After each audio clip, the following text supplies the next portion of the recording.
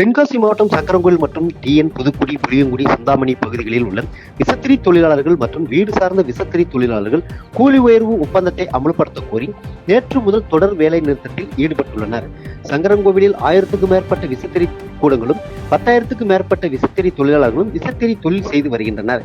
கடந்த 2024ஆம் ஆண்டு 16% கூலி உயர்வு ஒப்பந்தம் நிறைவேற்றப்பட்டதாகவும், ஆனால் விசைத்தறி தொழிலாளர்களுக்கு 10% கூலி உயர்வு மட்டும் வழங்கப்பட்டுள்ளதாகவும், 16% கூலி உயர்வு அறிவிக்கப்பட்டு 1 வருடங்களாகியும் வழங்காததால் விடுபட்ட 6% கூலி உயர்வு கேட்டு கடந்த 12ஆம் தேதி ஒருநாள் அடையாள வேலை நிறுத்தத்தில் ஈடுபட்டுள்ளனர். இதனால் 50 லட்சத்திற்கு மேலான துணி உற்பத்தி பாதிக்கப்பட்டுள்ளது.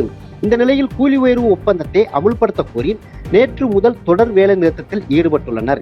இதனால் இன்று 2வது நாளாக விசைத்தறி தொழிலாளர்கள் தொடர்ந்து வேலை நிறுத்தத்தில் ஈடுபட்டதால் 1 கோடி ரூபாய் மதிப்பிலான துணி உற்பத்தி பாதிக்கப்பட்டுள்ளது.